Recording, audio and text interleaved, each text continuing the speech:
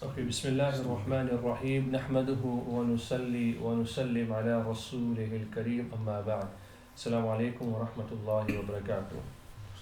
So, last few lessons we've been covering, if you remember, the beneficial purposes of Islam or the religion, and the maslaha and the mafsada, beneficial harms. And three of them Shah Walila identified as tahzeebun nafs, to reform the individual. So anything that brings benefit towards that, anything that prevents harm to it. Number two was the idea of civilization, to reform people and customs and so on, to build civilization. And number three was to illah kalimatullah, to elevate the word of Allah subhanahu wa ta'ala, to make Islam or Allah subhanahu wa ta'ala the focus of everything. Okay, so the individual, civilization, Allah subhanahu wa ta'ala comes together. And anything that prevents that harm, Islam seeks to stop it or to reduce it.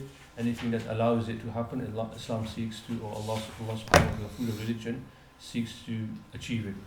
And we looked at the macro level, which is that things like generosity, things like mercy, things like justice, things like purity, or all masla, things that Sharia seeks to achieve, and that they are not identified clearly. In a sense of, it doesn't tell you, and it's natural that you can't identify what exactly justice is.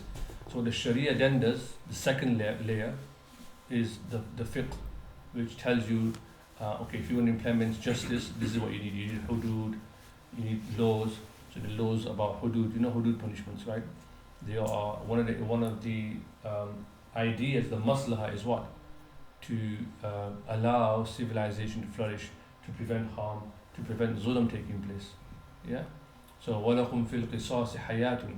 Allah says in the Quran that in the law of qisas, when you kill someone and you can pay blood money and so forth. Allah turns it around. He says there's life in this. If there's no deterrent, people are just going to go around killing, right? But we all know that killing is wrong. Obviously, we talked about last week how do you know killing is wrong, but people generally agree that killing is something that it's wrong. It's a morally reprehensible thing to do. But how do we implement laws to prevent it? Otherwise, people will come out all sorts of laws, right? Some will say we need to do this. Some will come out lenient ones. Some will come out more strict ones. So Allah subhanahu wa ta'ala has told us that this is what you need to do. For example, charity. Everybody agrees that giving charity, being charitable is definitely a good thing to do. But how do you know, right? So Allah then gives us the Sharia, which tells us this is what it is. So the fiqh is the way we exact these ideas. Does that make sense? Right. So like even what we've covered in Quduri so far, if you think about wuzu, the 4 fara'is of wuzu, there's definitely some benefit in it, right? To connect to Allah subhanahu wa ta'ala, to purify the body because you worship Allah subhanahu wa ta'ala, to bring the mind to a state where it's ready for Allah subhanahu wa ta'ala. If Allah just said, perform prayer and just do some washing, like wash what some people might argue to wash your entire body, have a ghusl every single time you pray prayer, right? So Allah has told us that look, just pray, just do these 4 things, that فَاغْسِلُوا وُجُوهَكُمْ وَأَيْدِيَكُمْ إِلَى الْمَرَافِقِ. And then the fuqaha come in and they say, well, when Allah says وَامْسَحُوا فَاغْسِلُوا وُجُوهَكُمْ, wash your face, well, what exactly is the face, right?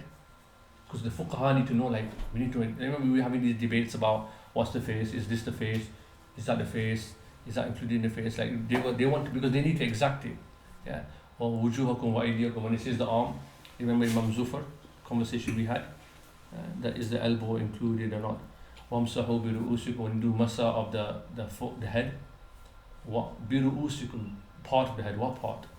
Masa, what do we just touch it? Do we need to do a quarter? Why a quarter, right? وَأَرْجُلَكُمْ إِلَى الْكَعْبَيْنِ, and the feet including the ankles. But some would say, well, is the ankles included or not?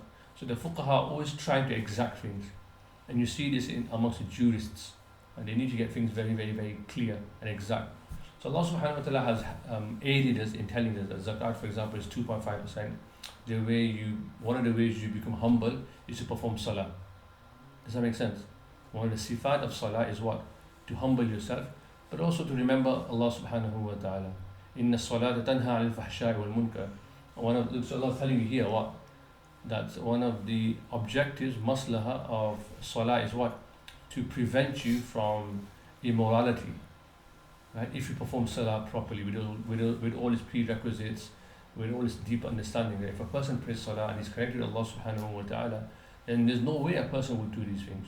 If you really understood what salah was, there's no way they would engage in filth, there's no way they would do naughty things, bad things, look at haram, do haram. Why? Because this is the objective of the salah. So does that make sense? That's what we covered so far, bi'idhnillahi ta'ala. Now, what happens here is after we've talked about last week about whether we can work out good and bad rationally, remember that discussion we had? And then we came to the conclusion, the Maturidi say what? That it's part rational, it's part revelation basically. You can work out that killing is wrong, you can work out that alcohol is bad, but revelation then comes and confirms it. Yeah, that's the Maturidi position on this. Now what Shah Sahib is saying is something interesting. Now before I go into this, there's something you need to remember. In terms of where we get our proofs for the Sharia, what's the first level of proof? Quran. What's the second one? Sunnah. What's the third one? Ijma. Consensus. Ulama all agree upon something. This is something that you'll cover inshallah with me at some point. So you have Quran, which is the strongest form of evidence because it's mutawatir. And if you can build your argument on Quran, wonderful. Then if you need more detail, you need more understanding, you go to the Sunnah. Then you look at Ijma. Ijma Sahaba, what did the companions agree upon? What have the ulama agreed upon? And I won't go into why Ijma is important, the proof for it, we'll go into that some other time. Then you have Qiyās. The fourth level is Qiyās, analogical reasoning. I'll explain what that is inshallah. So last night I sat down and wrote some notes to explain what analogical reasoning is. It's a fourth level of ways of, it's a very rational tool. So Quran is rational, part rational, Sunnah is rational, part rational, Ijma is rational, but this is really a rational way of extending a ruling to a new circumstance. So you use Qiyās a lot when you have a new situation that you don't have a precedent for, and now you want to see what the ruling of that will be. So what you do is you find an existing law, and you see how, if it's similar to that one, then you can replicate it. You can do Qiyās on it, right? And I'll give you examples to that. So Shah Sahib says here, the point he's trying to make here is this, and this is all you need to know in the next 40 minutes really. But I want to go into detail because we're doing some Hanafi fiqh here, so I'm doing it for your benefit. So I don't have to do this much detail, but I'll do it for you inshallah because it'll help you a lot and it'll help you see the beauty of the religion. So he says, لا يجري القياس في باب المقادير وحقيقة القياس ومتى يصلح القياس. So he says basically that you can't perform qiyas on any of the masalih. In the lesson we talked about the beneficial purposes, you can't use them to do qiyas on them. Okay? You can only use qiyas on the type of knowledge number 2, which was to do with Sharia, things that are mentioned in the Quran and Sunnah. You can use them, but you can't do it on beneficial purposes. You can't say that one of the beneficial purposes is generosity. So this new situation, we're just going to have some vague notion of generosity, because you can see it's problematic because it's not concrete. Being generous is not concrete, it's just an idea. So he says you can't use qiyas on this, but you can use it on Sharia, the hudud and the Sharia and the fiqh, because that's very concrete, it's tangible, you can see it, you can understand it. But we'll go through it now. So he says that, so here I've kind of inserted this is, what is qiyas, analogical reasoning? Okay, so I'm going to take a short journey. There's a lot of debate within the Hanafi school into the details. I've kind of just taken here what I feel are important points. And if someone's watching this or someone who's mashallah a faqih, he can critique this. Okay, but I've kind of given you a very vanilla version of it, simple version of it, without going to all the debates and the controversies. The schools amongst themselves, the four madhahib will have differences in terms of how it's applied, but this is the bare bones of qiyas words. If you understand this, inshallah, you've understood the fourth plank of the Hanafi school. Quran, Sunnah, Ijma, Qiyās. We've done Quran quite a lot, to be honest. We've done Sunnah quite a lot as well, and we are doing Sunnah. This is part of Sunnah. Ijma we haven't done, but Qiyās. So this is an usul that we're doing, a Hanafi usul, okay? So this is when two things are equal or very similar to each other, okay? such that you can use one to evaluate the other. I'll give you examples in a minute. So in the Sharia, it is when we extend the effective cause, the illah, something that they both have, that they share, from original case, which is called an asl, to a new case, which is called a fara. Just bear this for me for a mind, and I'll give you some examples to make it clear. Because they share the same illah, because they share the same effective cause, I use the word effective cause now instead of illah, because they share the same effective cause, and the law is silent on a new case, okay? Because we have a new situation, but this new situation, it shares an effective cause with an existing situation. I'll go for an example, okay? So let me take you to an example. So here I written, identifying the effective cause is not easy and requires intellectual effort and a deep understanding of the objectives of the law, okay? So for example, let me give you some examples before I go into more detail. So, for example, the Quran, there are many examples I can give, I've picked two here. The Quran forbids selling and buying after the call of prayer for Jum'ah has been made. In Surah Al-Jum'ah you get this. Yeah? يا أيها الذين آمنوا إذا نودي للصلاة من يوم الجمعة فاسعوا إلى ذكر الله وذروا البيع. Leave out buying and selling. ذلكم خير لكم إن كنتم تعلمون. Okay? Until the prayer has ended. فإذا قضيت الصلاة فانتشروا في الأرض وابتغوا من فضل الله. When salah is done, go out and do what you need to do.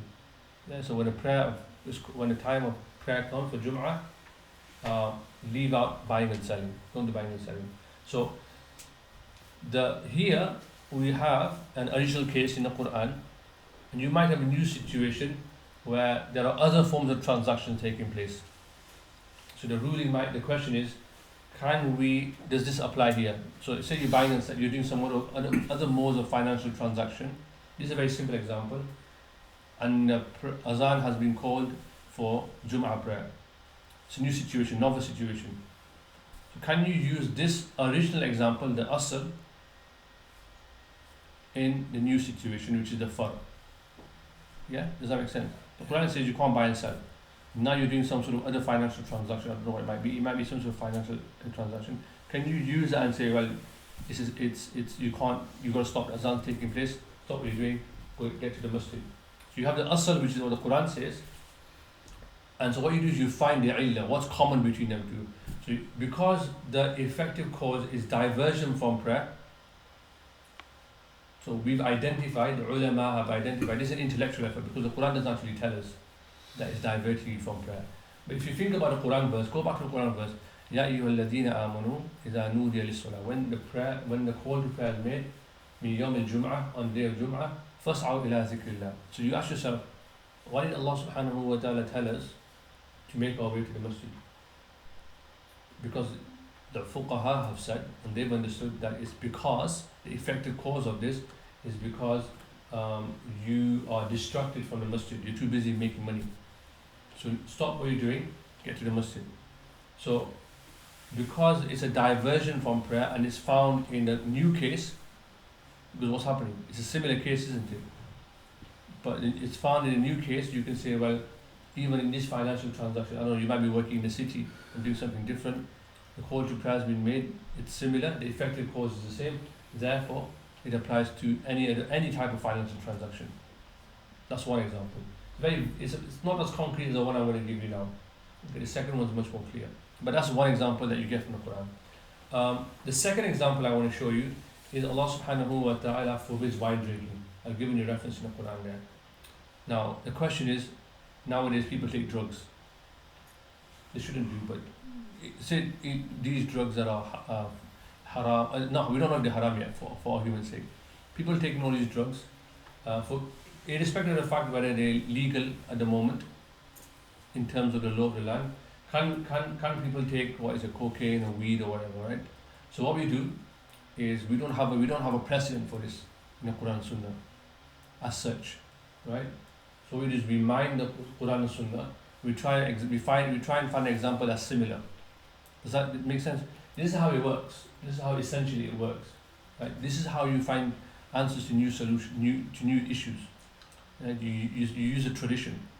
So what's happened is the ulama have found an example, wine drinking. the asl. The asl is wine drinking. That's what exists here, wine drinking. And the new case, the far is taking drugs. Okay. So what you need to then ask yourself is there an illah? Is there an effective cause which both of them share? Something that's similar. Yeah. And the sifat is what? The intoxicating effect. Right? Yeah. They both share an intoxicating effect, which is what the law seeks to address. Right? The whole point of alcohol, the ulama have said, it's a rational endeavor, right? Because in many cases the Prophet ﷺ does talk about alcohol being haram because of its intoxicating effect. Sometimes we know, sometimes we don't know. I'll talk about it in a minute. So we know that one of the reasons, or the reason alcohol is forbidden, is the intoxicating effect of it, right? And so because we find that in this new circumstance, so they both share something common, then we can make the hukam that drugs is also haram. Drugs is also forbidden. Does that make sense to everyone? That's how analogical reasoning works. It's a very simple form, if you like, of reasoning. I'm just giving 2 examples. I can give you more examples, and you'll see this. So this is something to bear in mind. So again, to repeat, what Shah Waliullah Dehlavi rahimahullah is saying, not to lose sight of what we're really trying to get to, is that you can't use this form of reasoning when it comes to maslaha. Does that make sense? You can only use it to legal rulings. The second type, the ahkam of the Sharia. You can't say, well, I'll give you some examples actually in a minute. I'll use a traffic light example in a minute. But the idea is you can't say, well, generosity, we can extend it now, because it becomes very like subjective and so forth. So they try and keep it within the Sharia. And the reason behind it, if you think about it as well, rationally makes sense, because you maintain fidelity to the Sharia as much as possible. You know that the new ruling has some basis in the Sharia, some concrete basis. Okay, so I've said here, identifying the effective cause is not easy and requires both intellectual effort and a deep understanding of the objectives of law. Okay, you can see its rationality and the way in which it seeks to maintain consistency in the divine law. It's consistent in some ways. Can you see how it's trying to maintain some sort of consistency, because you're still using the original hukam that you have to come to a new conclusion. So you're still consistent, and you can replicate it. It mutates in many ways. Okay. However, and this is quite important, given its probable nature, except when Allah subhanahu wa ta'ala has specifically mentioned what the effective cause is. Sometimes we don't know what the effective cause is. Allah doesn't tell us. The Prophet doesn't tell us. Sometimes we know. So sometimes Allah doesn't tell you that it's because of this. It can only amount to probable evidence. What does that mean? Go back to Quran, Sunnah, Ijma, Qiyās. If you have a dalil from the Quran, will it trump this one? If you have a dalil from Qiyās. If your hukam comes from the Quran, and then Huzaifa comes with a hukam that comes from Qiyās, it might be very strong, it might be very valid. Which one would trump the other one? Quran. Why? Go back to epistemology. Primary text. Sorry? One answer. Primary text. Primary text, but what are we looking? What's the word I'm trying to look for? Go back to epistemology. High school. Qat'i, excellent. Qat'i, yeah, it's absolute proof. It's definitive. The Quran is definitive. So, as you move away from the Quran and Sunnah, you go into the area where it becomes more subjective, if you like, or the epistemological strength of it becomes less significant. Does that make sense? So what you're always trying to do as a Hanafi is you're trying to stick to Quran and Sunnah as much as possible. And you can see this in Quduri. If you remember in Quduri, when we were doing it in the early days, they always try and stick to the Quran as much as possible. The early Hanafis, they always try and stick to the Quran and the early Salaf, right? And then they use reasoning as well to supplement it. But it's never their primary mode of evidence, if they can help it. So you have to understand that this is a way of, you're basically becoming a lawyer to argue a case. You want to give your case, you want to build your case on the strongest form of evidence and build the other ones after that. Does that make sense? Okay? So it can only amount to probable evidence, and it can never ever operate independently of the Quran and Sunnah. So when you do Qiyās, your asl will always be from the Quran and Sunnah. Does that make sense? Now there's a debate that takes place. Say you did the alcohol example to drugs. You took the alcohol example, which came from the Quran. Drugs doesn't come from the Quran, does it? It's a far. Then the ulama say, can you now extend from the far to create a new one? Does that make sense? Yeah. Can you keep building on it? Some say no, some say yes. Most say no, you've got to stick to Quran Sunnah. So you've always got to go back. So the argument is philosophically that the Quran has given you enough, the Sunnah has given you enough to be able to build with new situations. You don't need to use the fard and it becomes an asal now to create a new fard. Does that make sense? Yeah. So I've given you 2 examples as well. Okay. So here's some more details. Again, going back to what Shah Walillah, all he's saying is you can't use this under maslaha. That's all he's saying. But I'm teaching you this because we're trying to be Hanafis, and this is the 4th arm or 4th leg of Hanafi usul. Okay. Is there any reason why What? you couldn't use Muslim? Well, I'm going to give you some examples now. Yeah, you're right to ask that question. He says you can't, but I kind of really try to drill into it. But I've just given you this Qiyās thing because it's a side issue. But if I just said to you that Qiyās is not allowed, you'd be like, well, no, what's Qiyās? So I'm telling you what Qiyās. I'm teaching you Qiyās, and then you'll see why. Okay. So the ulama, the scholars of law, have stated that one of the conditions of Qiyās is that the ruling should be rationally comprehensible. Okay, like it should make sense. It has to make sense. Okay. For example, the effective cause, the illah of the prohibition of gambling, you can work out why it's harmful. You might not know exactly why, but you know vaguely. You have some sort of rational reason why gambling is haram. Okay. However, one cannot apply it to situation where the quantity of something is expressed in the sacred law, as only Allah subhanahu wa ta'ala knows the reason for it. So, when Allah subhanahu wa ta'ala tells you something, that this is a fixed amount for something, that's it. It's done. Okay? For example, the punishment of zina is 100 lashes. Okay? For example. So Allah said that. Everybody agrees that zina is, unless you're corrupted, your fitrah is corrupted. Going back to what we talked about last week, Aqaidah, that if you are not in connection with your fitrah, you'll say, oh, zina is okay, it's good to have sex outside marriage, it's all good, right? For us, that means your fitrah is corrupted. Any morally sane person would come to the conclusion that having sex outside the institution of marriage is a crime. It's wrong. It's morally wrong. Okay, so it's really fascinating because we moved away from that, haven't we? Moved away from our fitrah. And Muslims, we would argue, are the only ones holding on. Or maybe a few faith tradition, which is the fitrah. The fitrah is what? That sex is to happen within the institution of marriage. Yeah? So anyway, so people would agree that outside of marriage, zina is wrong. But what's the punishment for it? So Allah subhanahu wa ta'ala has told us that the punishment is 100 lashes, for example. Okay?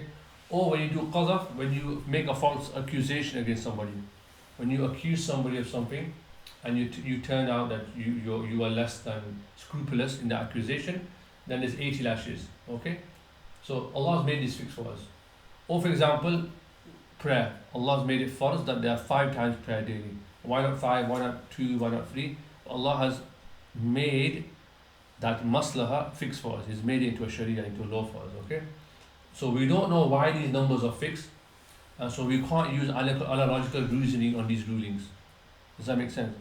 So we can't use 5 times daily prayer as an asal to create a new form, because it's not rational. You don't know why.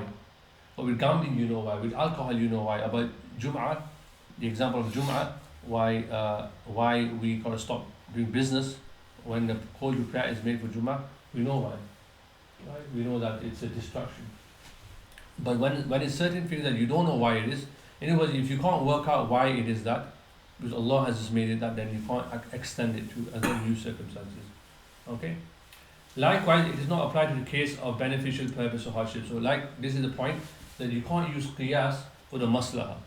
The maslaha of what? Of elevating the word of Allah subhanahu wa ta'ala, to do tahzeeb al-nafs, to create a civilization. All these things you can't use Qiyās. Okay? So I'll give an example here. Hardship, so when you go for safar, when you're traveling, there's a concession for you, isn't there? What's a concession? that qasr, right? Or you don't need to fast and so forth, right? Allah's given you that concession. Now the question is, why has He given you that concession? Why has Allah given you that concession? Because you're travelling. Because you're traveling. To make it less burdensome. So that's two different things. There's a difference between you said traveling, you said less burdensome. there's two different things, right? Anybody else? So We should what- combine those two then.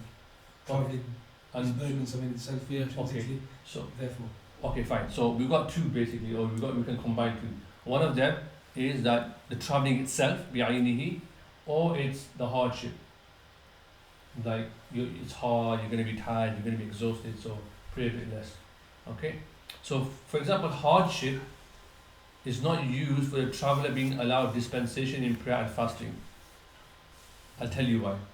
So that's not the reason, even though intuitively you might come across, you might think that. A lot of people say this as well, that you might say the reason you have a concession when you're traveling is because of hardship. What would happen if you did that? Because If you took it as logical consequences. somebody who's ill might find it hard to walk down the street. Yeah. Somebody would say, well, I find it hard to walk down the street, so I'm going to do this. Yeah? Can you see what's going on here, yeah? So if so you always have to think about the consequences of what you're saying, what the ruling that you're making, because you have to take it to its logical end. I was reading logic on a Saturday, right? So logical end, you've got to take it to its end. So again, for example, hardship is not used for a traveller being allowed dispensation in prayer and fasting, since the preventing of a hardship is a beneficial purpose. We all agree that Islam as a religion, one of its philosophies is what? That we don't want to harm people. But what did I say? You can't use a maslaha. Try to make maslaha into hikmah, because that's sometimes easier for people to understand. And so at this point we're going to have a slight change in the terminology. A maslaha you can see as a wisdom. Now a lot of people confuse wisdom with the illah. I'll give you some concrete examples in a minute, inshallah. Just bear with me. So we're saying here that it is not the hardship that makes salah into qasr. Zubayr, you with me, yeah? Yeah. It's not because of like hardship. Right? It's a maslaha. Hardship is considered as maslaha as a beneficial purpose or harm, but because it's a maslaha, you can't use it for analogical reasoning. Otherwise, you just extend it all over the place. Okay? It's not the it's a maslaha, but it's not an illah. It's not a reason for it. It's not the reason. It's not the illah for why salah has been made into 2 rakats, for example. Okay? Or breaking the fast. So a person is here. What Adil was saying and Sadi was saying, a person may experience hardship during the working day. Yeah. Right? He might be working in a very tough job, or someone might be traveling. So like, is he going to say now that, you know what, if he misunderstands it, and he says the illah is hardship, so because the illah is found in my job, I can do 2 rakat qasr. I don't need to fast today. The maslaha is hardship, but not the illah here. so some of these maqasid guys, is that what they do? Yeah, so here we'll talk about this inshallah in a minute. Yeah, we're gonna go into that. We're gonna go to that. But we'll talk about it. Remind me at the end, inshallah. All right. So, or if you can take it conversely, someone might travel in like a Rolls Royce, aram se. Nowadays we get a Virgin first class to. We used to. Where we get first class.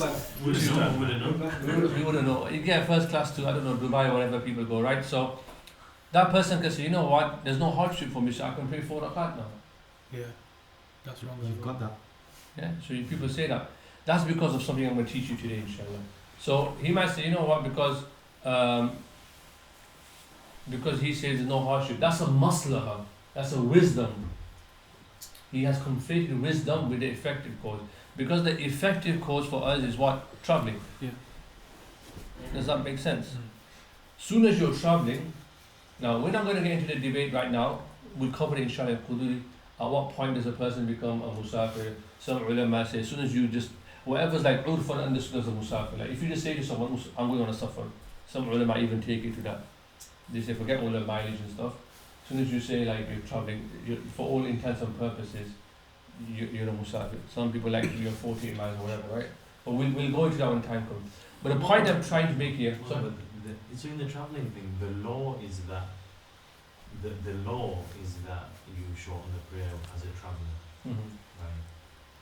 The illah of that is the maslaha is that it's nice when you're traveling, right? It's nice to just shorten the prayer. that's your maslaha as well. That's my maslaha. Yeah, I love it. Right. The illah is what's the illah? The illah is traveling. But so So as soon as you become a traveler, yeah. the hukam applies. The hukum of that, but the illah, that means there is no illah. That's the law. The law is No. that you're a That is The traveler. hukam is a ruling. The hukum is a ruling, yeah. The illah is what makes the ruling apply. It's the effective cause of the hukam. Yeah? Traveling itself. Well, it's the reason, isn't it? It's the It's the reason, yeah, it's it's the the effective different cause of the reason illah. behind Yeah. the thing. The hukam is a ruling. The ruling is what? hukam Like is a qasr. ruling. The illah effective is cause is like, what causes the ruling to come into existence. i.e. like a reason. Yeah. Yeah. So the reason can't be the same as a hukum, like in a traveling thing. Am I Reason? saying this? Am I No, it's reason? okay, carry on. No. No, so the reason that we are given a dispensation when traveling. No, the reason you give a dispensation is you're traveling. Okay. You're trying to say So that they have to when you drink Tom, wine, you is become travel. intoxicated. So that's why you. Is that what you're saying? So when you're traveling and you're going to do qasr, is that a ruling? The That's the qasr is a hukam. ruling. The qasr is a hukam. Qasr is a hukam. Yeah. The reason you have that hukam is because of the illah, because you're traveling. You're traveling. No, Not a hardship. Okay. Intrinsically. That's just intrinsic. So Yeah. it is because so the reason is just you're traveling. Yeah, that's it. Yeah. So does that mean you have to do qasr? There's, Yeah. Even if you're traveling to India and you go first class, there's no hardship on you. You got knockers, you got everything. You just the fact that you're traveling, you gotta do qasr. Simple as. Is that Okay. people Yeah. say no? So you don't because So let me take this to this end and we'll discuss Understanding this. that if you've got no, He said, if I go to Dewsbury and I'm just Okay. chilling, No. So I'm gonna. So let's expand on this. This is a really good part. I'm glad you guys are having this because I'm gonna show if you you. go the back ways, you're not.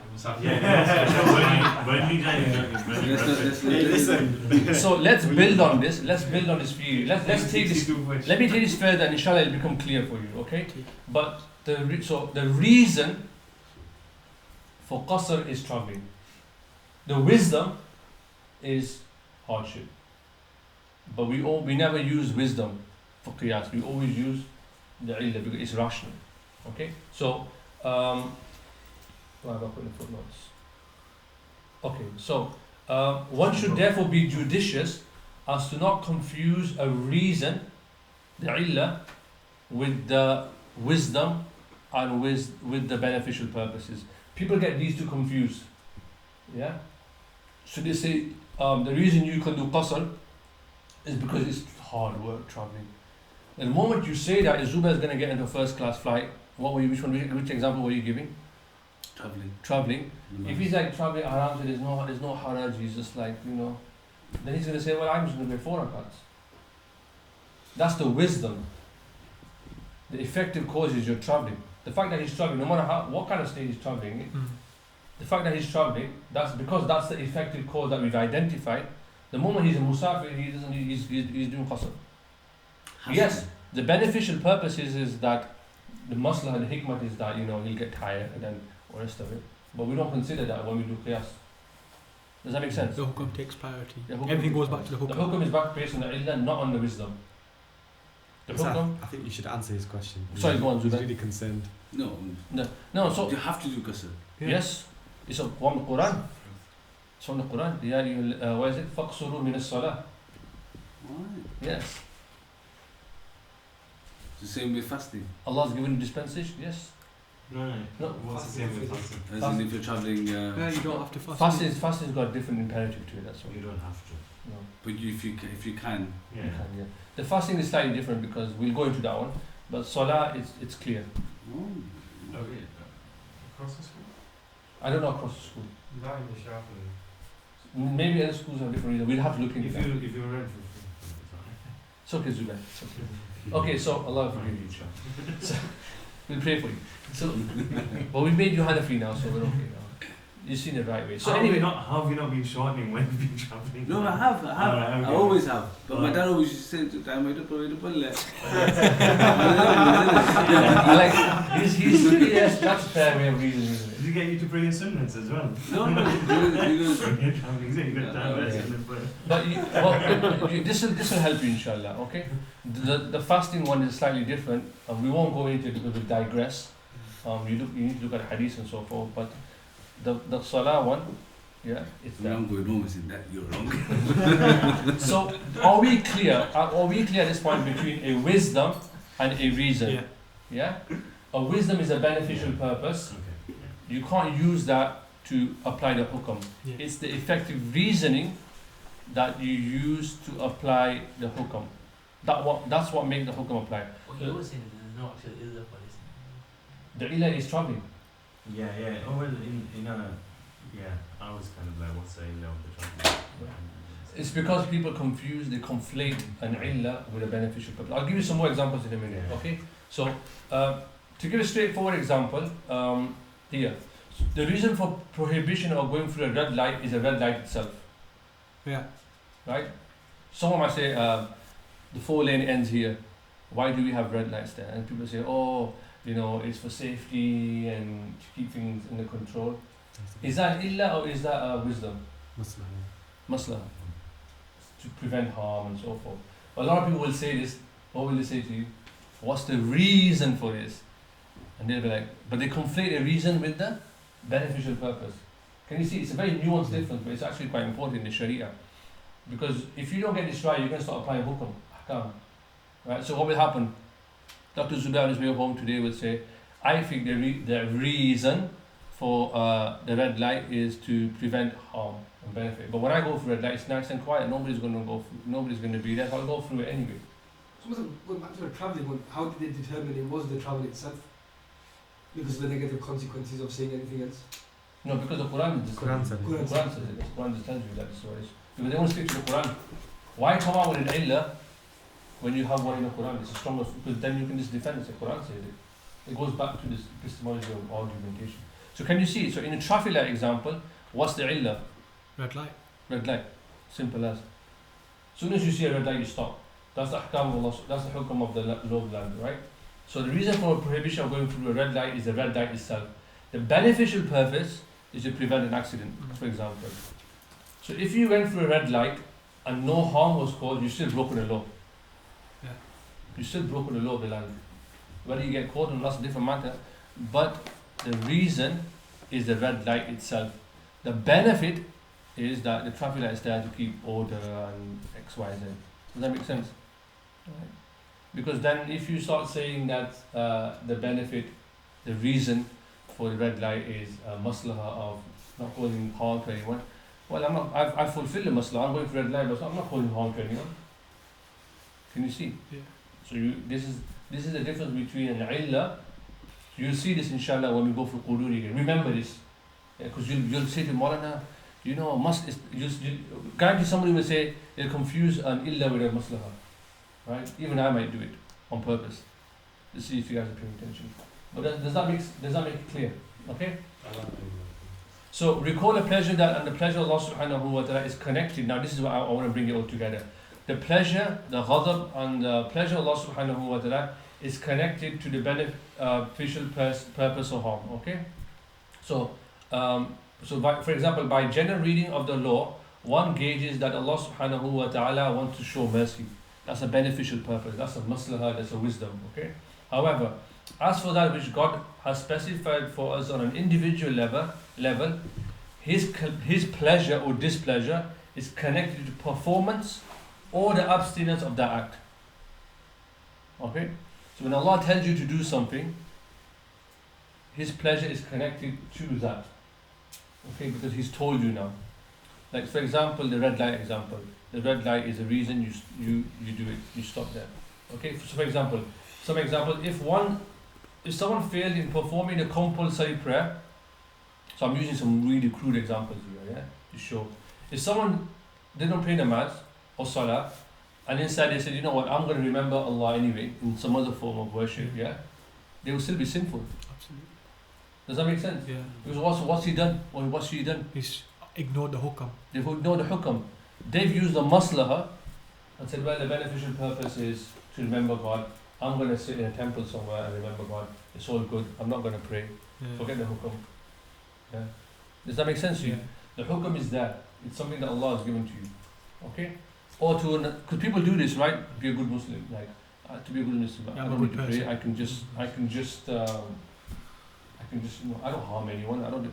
Well, they haven't understood what's going on here. Okay? So it's useful in that conversation as well. Yeah. Or if someone wants to donate much money to charity, some brother, he just gives lots and lots of money to charity, mashallah, but he doesn't give zakat. I said, you know what, I've been charitable. But he's not following the ahkam of Allah subhanahu wa ta'ala. Does that make sense? Yeah. Even though he looks at a beneficial purpose, which is rightly, that is to benefit people and to be charitable and all the rest of it. But you haven't given zakat. You haven't fulfilled the ahkam of Allah subhanahu wa ta'ala. Does that make sense? Yeah. Or if someone wants to drink alcohol with the intention of medicinal purposes, with neither any intent of immoral acts or missing the prayer, he still be sinful, right? So that's something else, like this idea. While our intention may be to acquire beneficial purpose or avoid harm, the pleasure and displeasure of Allah subhanahu wa ta'ala is in the ahkam of Allah subhanahu wa ta'ala. Okay? Because Allah has laid that down for us. Does that make sense? Yeah. Okay? In all such instances, it is attached of, okay. This is because Allah subhanahu wa ta'ala knew that the functioning and well-being of society cannot function except through compelling or abstaining from such acts. We need concrete examples. We need things to tell. We need Allah to tell us, or the Prophet sallallahu alaihi wasallam to tell us through Allah subhanahu wa ta'ala, this is what you need to do, this is what you need to avoid. Okay? Otherwise, if you leave it as a maslaha, it's all vague and people can do whatever they want. Okay? Here, and this is the final sentence before we end today, the welfare of society is justice and equality are paramount, right? So all of this goes back to a simple principle, which is that the Sharia does seek to benefit society. It does seek to bring you closer to Allah subhanahu wa ta'ala. It does seek to build a civilization. It does seek to reform you, right? And we can have an idea of how that's going to be achieved: justice, purity, all these things, generosity, all these things, right? But they're all very vague. So what then Allah subhanahu wa ta'ala does out of His wisdom, because we can't leave it like that. It doesn't work. Right? It just doesn't work. So Allah says you need to do X, Y, and Z. You need to do X, Y. You need to pray 5 times a day. You need to do, right? I still believe, if you ask me personally, I still believe a lot of it is rationally comprehensible. Right? But we're not going to go there. But the main thing Shah Waliullah is saying here, apart from this long discussion that I've done for you guys today, for my own benefit, is that he's saying that, you know, the beneficial purposes, all the wisdoms, if you like, right? You can't use them for qiyās. Because they're not concrete enough. You can only use the Sharia, Quran, Sunnah itself as a form of qiyās, as a form of extending the ruling. That's all he's saying here. I've done this journey for you today because if I just said to you, you can't use qiyās, you would understand. But because we've done this journey, I'm hoping now that not only will you understand or have some understanding of qiyās, inshallah, and why it's really important and how it works, but you'll also understand that it's quite a valuable tool for extending rulings. Yeah, so if you think about Quduri, when we were talking about the ma'ani, about what break wuzu. Remember that long discussion we had that summer, spring afternoon, about evening, about something flowing from one place and then they're reasoning. It's a form of reasoning. And what did Salman? I think Salman al-Safwan came out with a pipe we were talking about, right? So can we use something that we have from the Sharia to extend to a new situation? Because the fuqaha don't talk about pipe and these sort of things because they never had it in those days. But you're within a safe zone because your asl is based on a structure of a tradition. And so they do have a basis. People will say Qiyās is something that you've made up, the Hanafis are made up, the Shafi'is are made up, right? It has no basis in the Sunnah. They stick to the Quran and Sunnah. We say, but it does have a basis in the Quran and Sunnah, right? And so how are you going to come, like if we have new situations like the pipe, what was it called again? Safwan? Kafita, right? We don't have that in the Quran. So you mind the Bukhari, Muslim, Tirmidhi, you don't find it in there. So what are you going to do? So you use qiyās as a way of helping you to come to, but you know you're still basing it on an asl. So you can use that. But and so the Shah Sahib saying is that you can't use wisdom for qiyās, but you have to use only the Sharia structure itself for qiyās. And the second thing I guess is a secondary benefit for you guys is that often we confuse a benefit or a wisdom with a reason for it. There's a big difference. And the Shafi'i example, I think it's a simple example, but it makes sense, right? Or the traveling one makes sense. And a lot of people do this. They confuse it regularly, right? Sometimes even in books of fiqh, the ulama have a debate like, oh, this scholar he confused a benefit with a reason for it, all right? And we call it in Latin ratio legis. They use it in modern law as well. So it's not like a Hanafi thing only. It's a thing that all lawyers use of saying, well, what was the reason for giving that? What was the reason for that hukum? Why did that judge give this ruling? And can we use that historical precedent? Can we use that to now extend? Because they believe that it's the surety in using something that we have a precedent for, rather than coming out with something that we just conjure out of thin air. Does that make sense? Yeah. Barakallah feek. I think we can end there.